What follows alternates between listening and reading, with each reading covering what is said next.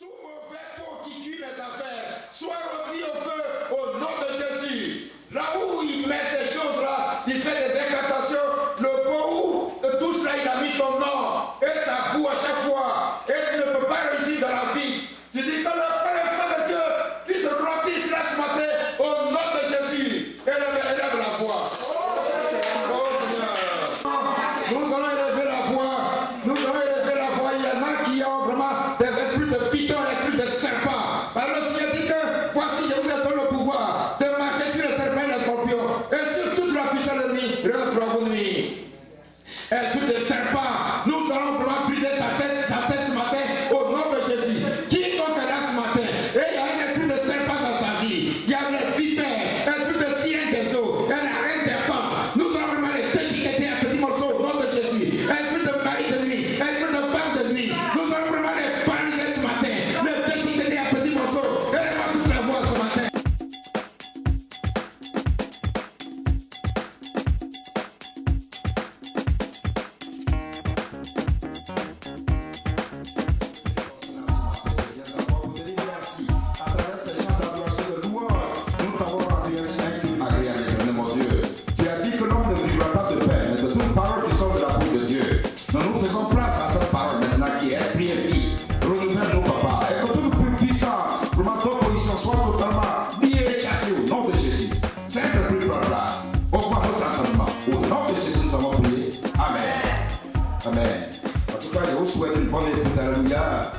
Donc ce matin, nous allons parler, nous allons lire ce matin, soyez vraiment patients, nous allons lire, alléluia, nous allons lire deux passages. Nous allons parler des deux ancêtres de Jésus.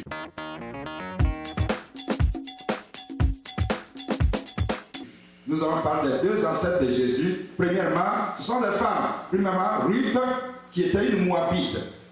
Et deuxièmement, Rahab, qui était une Cananéenne. Alléluia. À travers ces deux personnes, ces deux dames-là, nous allons voir que si dans la vie, tu es patient, et tu es un homme de conviction, alors ce que tu ne pouvais pas avoir, ce que tu ne pouvais pas gagner, alors tu gagnes, Dieu te donne. Alléluia. Nous allons voir l'expérience, le témoignage de ces deux dames-là. La Bible dit que ces cheveux sont arrivés pour servir d'exemple. Et elles ont été écrites pour notre instruction, à nous qui sommes arrivés à la fin des temps. Donc quand nous lisons ces histoires-là, nous ne devons pas lire ça comme un roman. On doit dire, Seigneur, que dois-je faire, quelle est ma part pour vraiment te servir. Donc nous allons prendre tout d'abord Ruth, alléluia. Nous allons lire ce matin, alléluia. Nous allons lire beaucoup ce matin. Voilà, nous allons méditer ensemble ce matin. Donc, dans la Bible, après juge, Ruth, c'est entre juge et Samuel, c'est un livre qu'on ne lit pas souvent.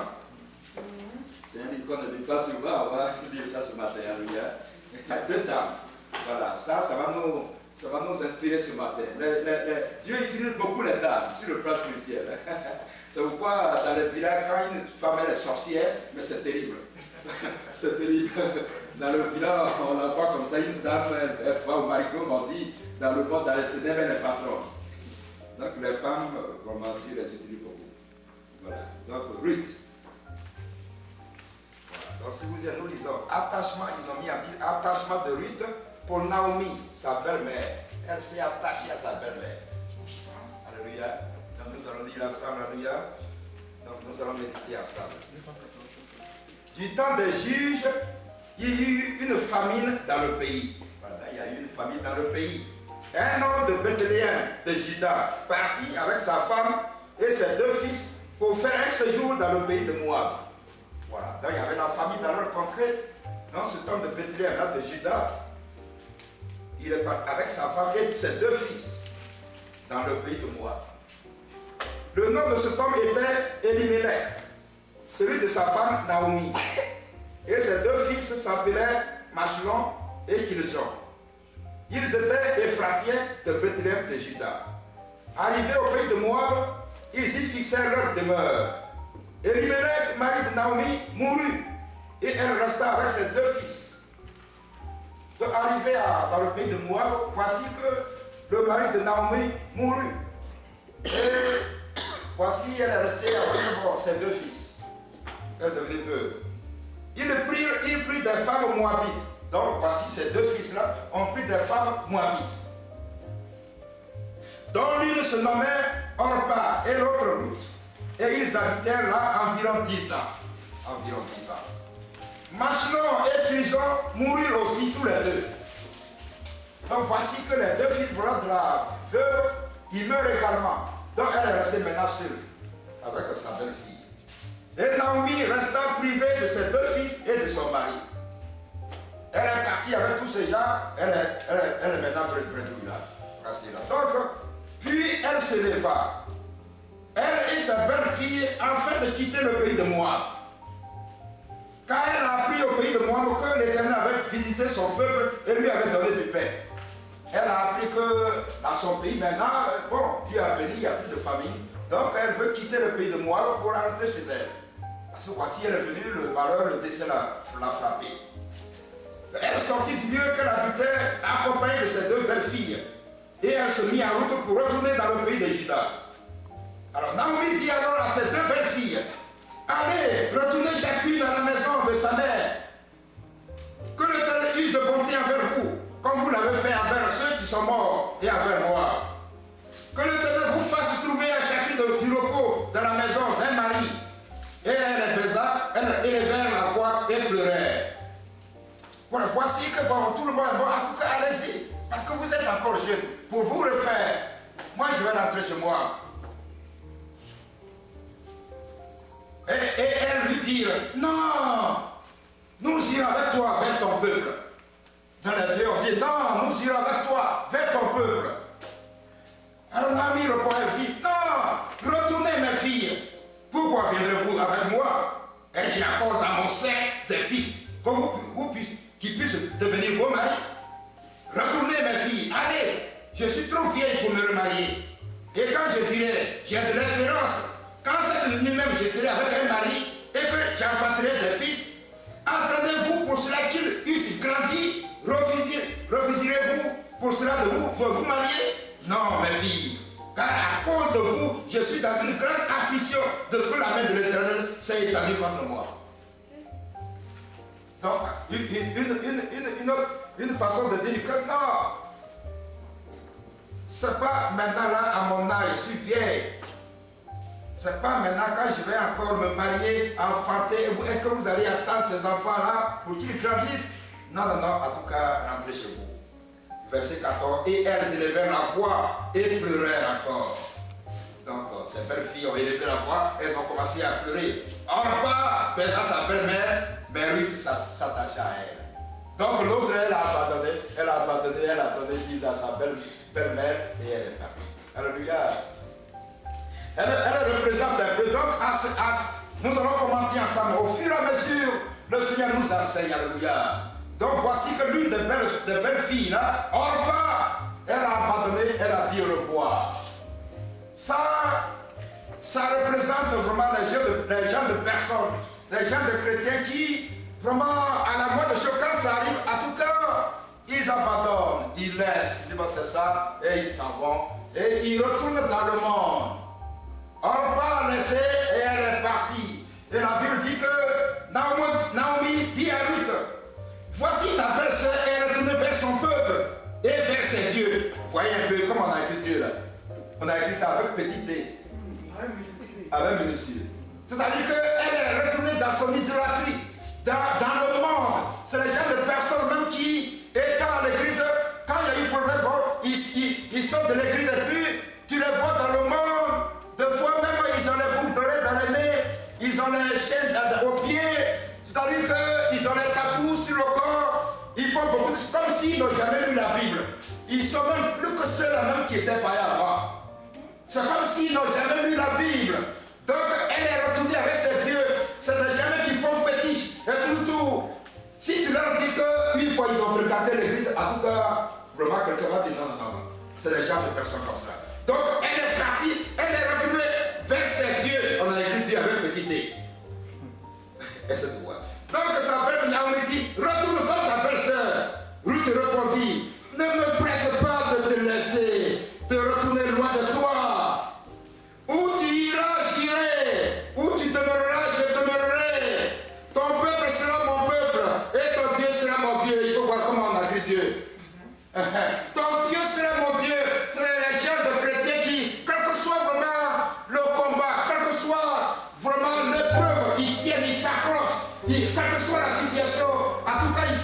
Seigneur. Il dit, mon Dieu, il est puissant. En tout cas, je m'accroche à lui. Donc, il dit que ton pied, mon pied. En tout cas, ton peuple sera mon peuple. Ton Dieu sera mon Dieu. Je ne retourne jamais. Est-ce que vous voyez? Où tu mourras, je mourrai. Et j'y serai enterré. Que l'Éternel me traite dans toute sa rigueur. Si une chose que la mort vient me séparer de toi. Donc, Naomi, la voyant décidée à aller jusqu'au bout, elle sait ça. Parce qu'elle est vraiment décidée, elle a la conviction. Elle dit, quelle que soit la situation, en tout cas, ton pied, mon pied. Non, non, non, en tout cas, là où tu mets, je meurs là. Est-ce que vous voyez? Donc, sa belle-mère là, elle a cessé vraiment de lui dire d'aller chez elle. Est-ce que vous voyez? Elle fit ensemble le voyage jusqu'à leur arrivée à Bethléem.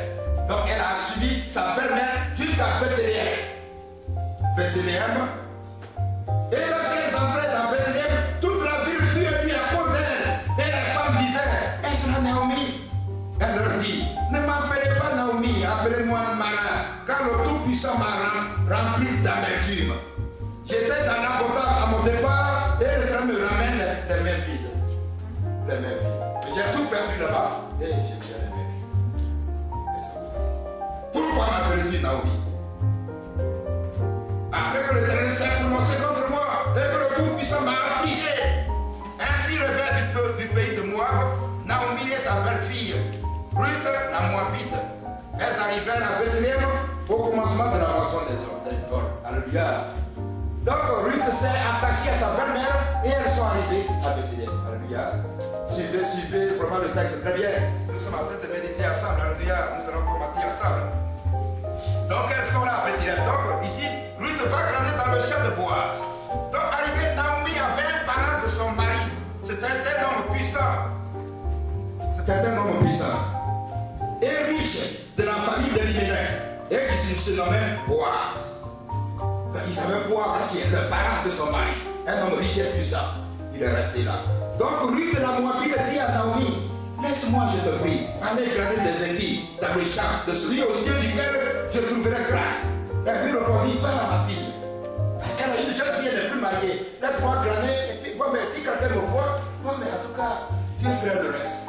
Donc, elle dit que, en tout cas, va. Elle alla glaner dans un champ, derrière les moissonneurs. Et il se trouva par hasard que la pièce de terre appartenait à Boaz, qui était de la famille de Elimelech. Ça tombe bien. Et voici Boaz fait de Bethléem, et il dit au moissonneur, que l'Éternel soit avec vous. Il lui répondit, que l'Éternel te bénisse. Et Boaz dit à son serviteur, chargé de surveiller les moissonneurs, à qui est cette jeune fille? Donc voici que l'homme riche là, Boaz, qui est de la famille d'Elimelech, qui est parent au mari, voici que ses yeux tombent sur la jeune femme. Et il pose la question ici que, à qui est cette jeune femme? Le serviteur chargé de surveiller les moissonneurs répondit, c'est une jeune femme moabite qui est revenue avec Naomi du pays de Moab. Elle a dit, permettez-moi de glaner et de ramasser des habits entre les gerbes, derrière les moissonneurs. Et depuis ce matin qu'elle est venue, elle a été debout jusqu'à présent. Et ne s'est reposée qu'un moment dans la maison. Alors Boaz dit à Ruth, écoute ma fille, ne va pas glaner dans un autre champ. Ne t'éloigne pas d'ici et reste avec mes servants. Parce que déjà ces yeux sont tombés sur elle. Reste là, ne t'éloigne pas. Regarde où l'on moissonne dans le champ. Et après cela, après elle, j'ai défendu à mes serviteurs de te toucher. Et quand tu auras soif, tu iras au vase et tu boiras de ce que les serviteurs auront puisé. Alors elle tomba sur sa face et se prosternait contre terre. Et elle lui dit, comment ai-je trouvé grâce à tes yeux? Pour que tu t'intéresses à moi qui suis une étrangère. Donc elle dit qu'elle est tombée, elle a commencé à glorifier le Seigneur. Mais comment ces yeux sont tombés sur moi? À moi qui suis une étrangère. Est-ce que vous voyez? Parce qu'elle est une Moabite. Alléluia. Quand on fait un peu d'histoire même du peuple là, mais c'est un peuple un peu sale même. Parce que la façon dont même ce peuple, cette race même, s'est constituée des Moabites. Nous connaissons l'histoire de Noé. Noé avec sa famille qui était au nombre de 8 personnes quand il y a eu le déluge. C'est à partir de Noé que la terre s'est repeuplée. La Bible dit que Noé, il avait bu et tout cela, il était ivre, il a bu du vin, tout cela, il était couché. Il n'avait pas vraiment d'héritage, de descendants, tout cela. Donc ces deux fils se sont dit, ah mais on va aller à notre père. Comme ça il va avoir une descendance. Donc ces deux filles-là sont allées découvrir la nudité de leur père, d'être allé avec eux, il était ivre. Et puis bon, elles sont tombées enceintes. C'est vrai. Vraiment l'autre a accouché. De là est venu les Moabites. Donc, une fille qui est allée avec son papa Moabite, là, c'est un peu sale. Donc, elle dit que comment tes yeux sont tombés sur moi? Moi, je suis une étrangère. En d'autres temps, elle me dit que moi, mon peuple quitte. Et vraiment, nous ne sommes même pas dit, même. Nous ne sommes pas dit. Parce que lui, il vient de Bethléem, de Juda. Juda, c'est la race même, là où le Messie doit naître. Là où le Messie doit naître. Et moi qui suis sale, là. La façon dont je suis venu au monde là, Moabite là, c'est un peuple même ça. Moi qui suis étranger là, comment je dois vraiment être en contact avec vraiment un peuple blanc, là où le Messie doit être. Moi qui suis étranger. Boaz lui répondit, non, on m'a rapporté tout ce que tu as fait pour ta belle-mère depuis la mort de ton mari. Et comment tu as quitté ton père et ta mère et le pays de ta naissance pour aller vers un peuple que tu ne connaissais pas auparavant. C'est-à-dire que dans la vie là, ton comportement fait même quand Dieu te bénit. Voilà dans la vie. Quelque chose que tu ne pouvais pas avoir là, Dieu te donne. La façon dont tu fais dans la vie, c'est-à-dire que ce que tu sèmes là, quand tu sèmes alors, quand tu récoltes alors, Dieu te donne, alléluia. C'est ce que je dis le plus souvent que si tu veux qu'on te prenne au sérieux, il faudrait que toi-même tu te respectes d'abord. Si tu veux qu'on te respecte dans la vie. Il y a de grandes personnes là qui ne se respectent pas. Bon, tout cela donc, dans le milieu comme ça, des enfants te mentent parce que tu ne te respectes pas. Donc c'est comme cela. Donc pour dire, quel que soit que tu es étranger, mais j'ai appris la façon dont tu t'es comporté. Tu t'es comporté. Et tu n'as pas pu quitter vraiment ta belle-mère. Alors ça m'a marqué. J'ai eu vraiment écho. Que l'Éternel te rende ce que tu as fait. Que l'Éternel te rende ce que tu as fait. Et que ta récompense soit entière de la part de l'Éternel, le Dieu d'Israël, sous les ailes duquel tu es venu te réfugier. Voilà, te réfugier. Parce que les bénédictions sont proportionnées aux actes que nous posons. Quand tu poses vraiment de bons actes là, Dieu te bénit, il te regarde. Dieu, il a un grand computer, un grand ordinateur où il garde toutes les données. Et tout ce que tu fais là, bien là, il te bénit en conséquence. Tu récoltes les fruits. Et elle dit, oh, que je trouve grâce à tes yeux, mon Seigneur, quand tu m'as consolé, consolé même ça pèse beaucoup, parce qu'on a tout perdu là-bas, le mari et tout, on a tout perdu, donc tu m'as consolé, quand Boaz a dit ça l'a consolé, mais quand tu m'as consolé, et tu as parlé au cœur de ta servante, et il a parlé à son cœur, c'est-à-dire qu'il y a des paroles qu'on appelle ça à quelqu'un, si tu étais blessé émotionnellement, ça te guérit.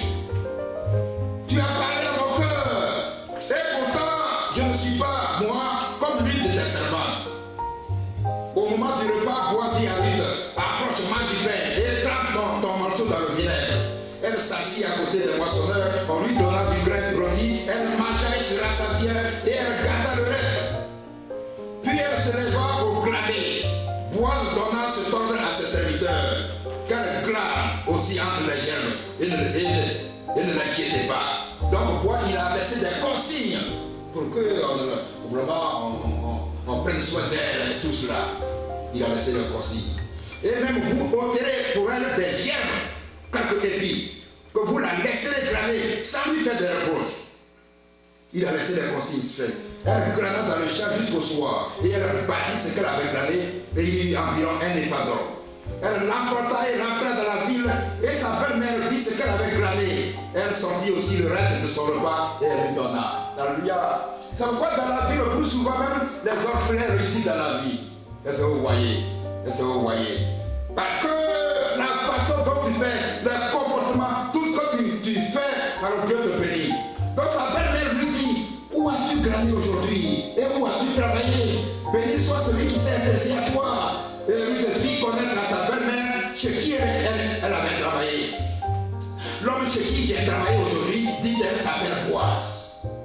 Alors Naomi, sa belle-mère, dit à sa belle-fille, qu'il soit béni de l'Éternel, qui se montre miséricordieux pour les vivants, comme il le fut pour ceux qui sont morts. Ce comme un autre parent, lui dit encore Naomi, il est de ceux qui ont sur nous droit de rachat. Donc Dieu a fait en sorte que c'est tombé juste même. Boaz n'est pas n'importe qui, mais celui qui a droit de rachat sur eux.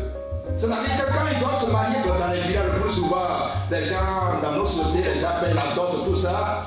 Donc la femme elle est comme une propriété, vous voyez. Une fois bon, son mari meurt, mais en tout cas, c'est nous qui avons la dot, nous avons le droit de ce sont les choses comme cela. Donc il dit, c'est lui qui a droit de rachat sur nous. Droit de rachat sur nous.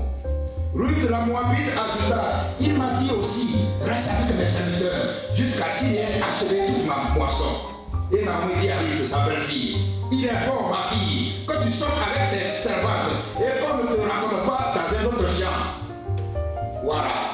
Donc, sa belle-mère l'a vraiment encouragé. Au lieu que tu sois un peu partout parmi dans la rue, là, il est bien que tu sois là, dans cette famille-là, respectueuse, pour qu'on te prenne au sérieux. Elle resta donc avec les servantes de Boaz pour glaner jusqu'à la fin de la moisson des gens, des gorges et de la moisson du froment.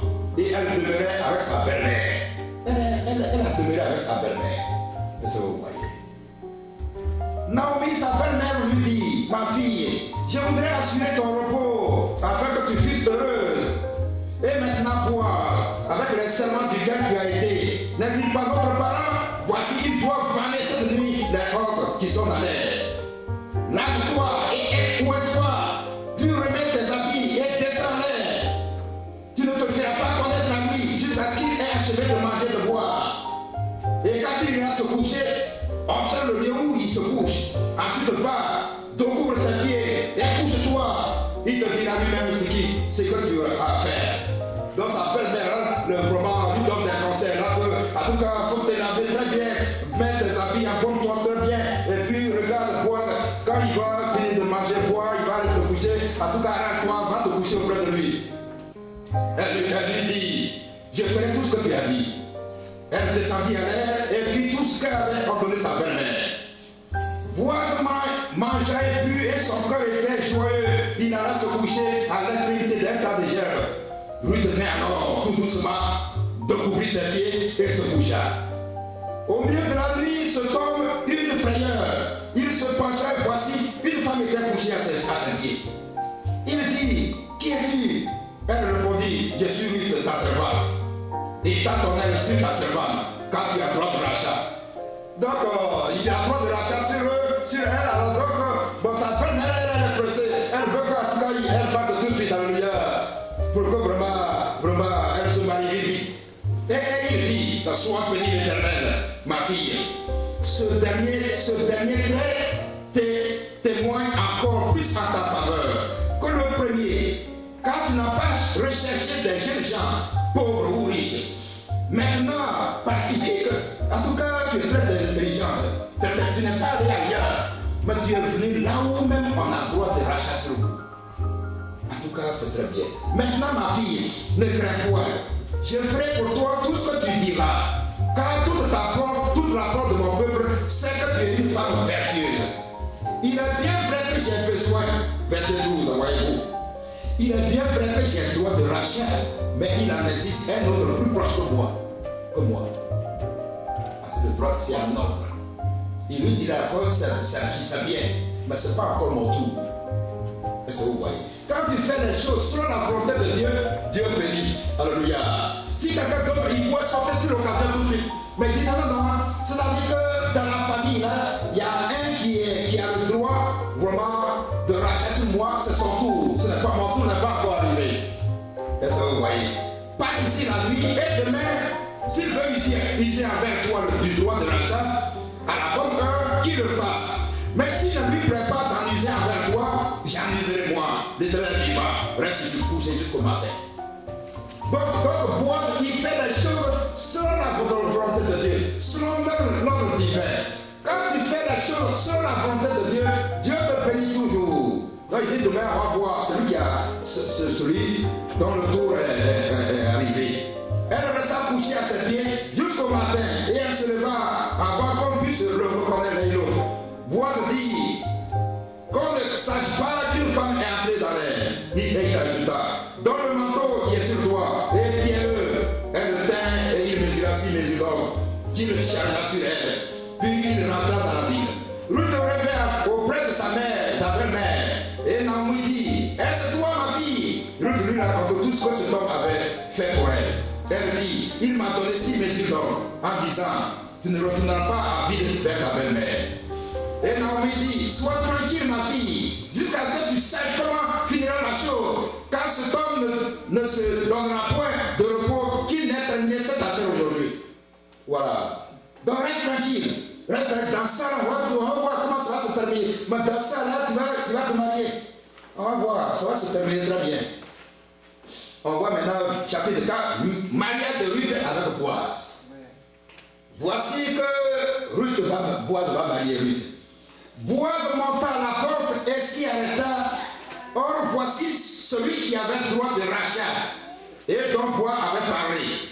Vint à passer. Boaz lui dit, approche, reste ici, toi un tel.